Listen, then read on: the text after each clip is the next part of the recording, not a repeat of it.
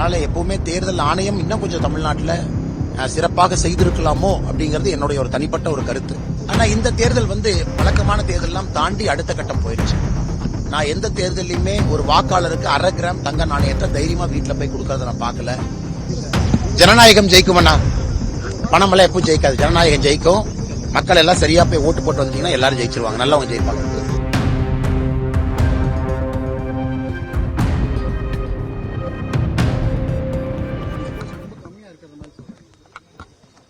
ஆனா இன்னைக்கு நான் பேப்பர்ல பார்த்த வரைக்கும் கிட்டத்தட்ட 84,000 காவல்துறை ஈடுபடுத்தி இருக்கிறாங்க.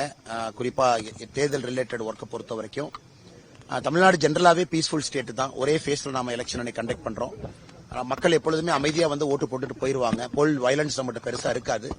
அதே நேரத்தில் கடந்த 2-3 நாட்களா நிறைய அந்த கேஷ் கரூர்ல பாத்தீங்கன்னா 1/2 கிராம் தங்கம், வெள்ளி, கோயம்புத்தூருக்குள்ள ஏகப்பட்ட பண டிஸ்ட்ரிபியூஷன், இதெல்லாம் போலிங் ப்ராசஸை டிஸ்டர்ப் பண்ணிருக்கா. எந்த மாற்று கருத்தும் இல்லை, இது உண்மைதான்.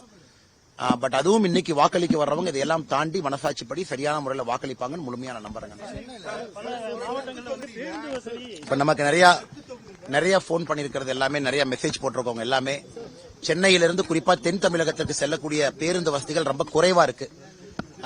அந்த பேருந்து ரொம்ப குறைவா தான் இருக்கு. பிரைவேட் ஆபரேட்டர்ஸ் ரொம்ப குறைவா இருக்கு. அரசு பேருந்துகள் குறைவா இருக்கு. நேற்று இரவு சிங்காநல்லூர்ல இருந்து பார்த்தோம். இங்கிருந்து வெளியே செல்லக்கூடிய பேருந்துகளுடைய எண்ணிக்கையும் குறைவா இருக்கு. நிறைய பேர் கம்ப்ளைண்ட் பண்றாங்க. அதனால எப்பவுமே தேர்தல் ஆணையம் இன்னும் கொஞ்சம் தமிழ்நாட்டில் சிறப்பாக செய்திருக்கலாமோ அப்படிங்கிறது என்னுடைய ஒரு தனிப்பட்ட ஒரு கருத்து. டிரான்ஸ்போர்ட் டிபார்ட்மெண்ட் கையில் எடுத்திருக்கணும், இன்ஸ்ட்ரக்ஷன்ஸ் கொடுத்திருக்கணும், அடிக்குவேட் பஸ்ஸஸ் இருக்கான்னு செக் பண்ணிருக்கணும், அது எல்லாத ஃப்ளோவா பார்த்திருக்கணும். ஆனா நேற்றுல இருந்து இன்னைக்கு உதாரணத்துக்கு நேற்று இரவு சென்னையில கிளம்பின பஸ் இன்னைக்கு சாயந்தரம் 6 மணி 6:30 மணிக்கு தான் ராமநாதபுரமே ரீச் ஆகுது. அந்த அளவுக்கு காலையில் ரொம்ப தாமதமா எடுத்திருக்காங்க. இது நிறைய நம்முடைய வாக்காளர் பெருமக்களும் கூட, நம்முடைய கட்சியை சார்ந்தவர்களும் கூட, பொதுநிலையா இருக்கிறவங்க கூட, இளைஞர்களும் கூட இது ஒரு பெரிய கம்ப்ளைண்டா நேற்றுல இருந்து சொல்றாங்க. இதை பத்திரிகை நண்பர்களும் நேற்றுல இருந்து நீங்க பேசிட்டு இருக்கீங்க.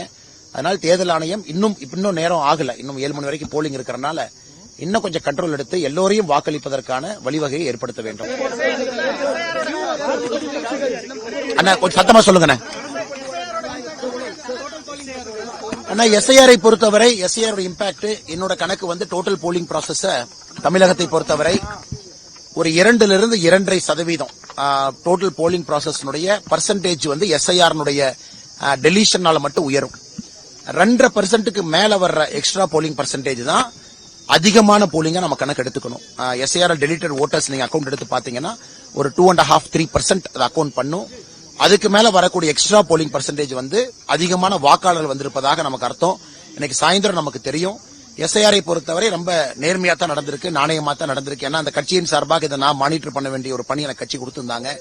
அன்னெசரியா டெலிஷன் எங்கேயுமே எலெக்ஷன் கமிஷன் பண்ணல. மல்டிபிள் ரவுண்ட்ஸ் அவங்களுக்கு வாய்ப்பு கொடுத்திருக்காங்க. அதனால எஸ்ஐஆரை பொறுத்தவரை தமிழகத்துல உண்மையாலுமே நடுநிலையாக சிறப்பாகத்தான் தேர்தல் ஆணையம் செயல்பட்டு இருக்கிறாங்க. இன்கிரீஸ் போலிங் பர்சன்டேஜ் 7 மணிக்கு மேல நம்ம கணக்கு போட்டு தெரியுங்க. ஆனா இந்த தேர்தல் வழக்கமான தேர்தலாம் தாண்டி அடுத்த கட்டம் போயிருச்சு. நான் எந்த தேர்தலையுமே ஒரு வாக்காளருக்கு 1/2 கிராம் தங்க நாணயத்தை தைரியமா வீட்டுல போய் கொடுக்கறத நான் பார்க்கல. கோயம்புத்தூர் அர்பன் ஏரியால வீட்டுக்கு போய் உங்களுக்கு ஓட்டு இருக்கு 5,000 ரூபாய், 4 ஓட்டு இருக்கு 20,000 ரூபாய், அந்த மாதிரி நான் பார்க்கல. அதெல்லாம் தாண்டி நடந்திருக்கு.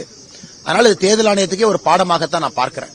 ஏன்னா தமிழகத்தில் இன்னைக்கு தேர்தல் நடத்துவதற்கு முன்பு 2 மாசம் 3 மாசம் முன்னாடியே இன்னைக்கு தேர்தல் ஆணையம் கண்ட்ரோல் எடுக்க வேண்டிய கட்டாயம் வருது. கீழே மைக்ரோ மேனேஜ்மெண்ட் டீம் போடணும், பேங்க் அக்கௌண்ட்ஸ் மானிட்டர் பண்ணணும், large scale movement of cash check பண்ணணும். ஏன்னா எல்லா அரசியல்வாதிக்குமே தெரியுது, போலிங் டேட் அனௌன்ஸ் பண்றதுக்கு முன்னாடி எல்லாருமே செய்ய வேண்டிய வேலையை செஞ்சிடறாங்க, கடைசியில போய் பதுக்க வேண்டியதை பதுக்கிடுறாங்க. அதனால தேர்தல் ஆணையத்துக்கு இந்த முறை தமிழகத்தினுடைய தேர்தலை பார்க்கும்போது ஒரு பெரும் பாடமாகத்தான் இது இருக்கும். இதுல இருந்து அவங்க கோர்ஸ் கரெக்ஷன் பண்ணணுங்கிறது ஒரு வாக்காளனாக என்னுடைய எதிர்பார்ப்பு, நம்பிக்கை. ஆனா நான் போலீஸ்ல இருந்தனால எப்பவும் brown pant, white shirt politics வந்ததுக்கு அப்புறம், அதனால பிரவுன் பேண்ட் ஒயிட் ஷர்ட் நான் பல நேரம் போடுறேன். நீங்க பழைய ஃபுட்டேஜ் எல்லாம் பாருங்க. ஜெகன்மோகன் ரெட்டி அவங்க போடுறாங்க, இதே ஒரு ட்ரெஸ் கோட போடுறாங்க. திரு விஜய் அவர்கள் இதே ட்ரெஸ் கோட போடுறாங்க. நிறைய பேர் போடுறாங்க. நான் என்னோட போலீஸ்ல இருந்து வெளியே வந்ததுக்காக அது எப்பவுமே கூட இருக்கணும், காக்கி இருக்கணுங்கிறக்காக பெரும்பாலும் 9 out of 10 times brown pant தான் அதிகமா நான் பயன்படுத்துறேங்கன்னா இதுக்கும் வேற எந்த குறியீட்டுக்கும் சம்பந்தம் இல்ல. என்னுடைய ஜனநாயக கடமையை நான் சரியா செஞ்சுட்டு வந்திருக்கேன். அப்படியாங்கண்ணா? அண்ணா நீங்க காப்ப கூட கேட்டா எப்படிங்கண்ணே? எப்பவுமே போட்டிருக்கேன். புதுசா நீ தயவு செஞ்சு இந்த பக்கம் அந்த பக்கம் சேர்த்திடாதீங்க. நான் ஒரே பக்கம் தான் இருக்கேன், சரியான பக்கம் தான் இருக்கேன், நியாயமான பக்கத்துல தான் இருக்கேன். ஜனநாயக படுகொலை அப்படிங்கிற விஷயத்த சொல்றாங்க சார். பணம் பட்டுவாடா, இலவச பரிசு குழு, தன்னுடைய கொள்கை சொல்லி ஓட்டு கேட்காம, தன்னுடைய திட்டங்களை சொல்லி கேட்காம, இப்படி ஒரு பெரிய அதான் நீங்களே காட்டுறீங்களே, பத்திரிகை நண்பர்கள் காட்டுறீங்களே, உதயசூரியன் சின்னத்தை காட்டுறீங்க, QR கோட காட்டுறீங்க. கண்டிப்பா இந்த முறை தேர்தல் ஆணையம் இன்னும் சிறப்பாக செய்திருக்க வேண்டும் என்பது என்னுடைய கருத்து, மக்களுடைய கருத்து. கடைசி 2-3 நாட்கள் விரும்பத்தகாத எத்தனையோ செயல்கள் தமிழ்நாடு முழுவதும் பண்ணிருக்காங்க, குறிப்பாக திராவிட முன்னேற்ற கழகம். அது இன்னைக்கு நம்ம பேசி பிரயோஜனம் இல்லை. இன்னைக்கு சாயந்தரத்துக்குள்ள எல்லாரும் ஓட்டு போறவங்கள ஓட்டு போடணும், மக்கள் இதெல்லாம் அக்கவுண்ட் பண்ணி வாக்களிப்பார்கள் என்று முழுமையாக நம்புகின்றோம். ஆனா நானும் அம்மன் அர்ஜுன் அவங்க சொன்னதுல நானும் உடன்படுறேன். ஏன்னா அவ்வளவு பணம் கொடுத்து ப்ராசஸ் VTR ஆனதுக்கு அப்புறம் அது நியாயமான தேர்தலா இருக்குமா அப்படிங்கிற சந்தேகம் எனக்கு இருக்கு. ஆனா தேர்தல் ஆணையம் ஏதோ ஒரு காரணத்திற்காக தமிழ்நாட்டில் எல்லா இடத்திலும் 234 தொகுதியில் நடத்துறாங்க. வாக்காளர்கள் நம்புவோம், எல்லாம் மனசாட்சிப்படி நியாயமான முறையில் வாக்களிப்பாங்கன்னு வாக்காளர் பெருமக்களை நம்புவோம். நன்றிங்கண்ணா. ஜனநாயகம் ஜெயிக்குமண்ணா, பணம் எல்லாம் எப்பவும் ஜெயிக்காது. ஜனநாயகம் ஜெயிக்கும். மக்கள் எல்லாம் சரியா போய் ஓட்டு போட்டு வந்துட்டீங்கன்னா எல்லாரும் ஜெயிச்சிருவாங்க, நல்லவங்க ஜெயிப்பாங்க. அண்ணா இந்திரவியா அண்ணா நல்ல இதுல நல்ல அண்ணா, இன்னைக்கு நான் எந்த கேம்பெயினும் பேசக்கூடாதுங்கன்னா தவறா போயிடும், மத்தவங்க பண்ற தப்ப நான் பண்ண மாட்டேன். ஜனநாயக கடமை இன்னைக்கு செய்யுங்க. நான் நேற்று முன்தினம் வரை என்ன பேசிக்கிட்டு இருந்தனோ தமிழகத்தில் அது நிச்சயமா நடக்கும்.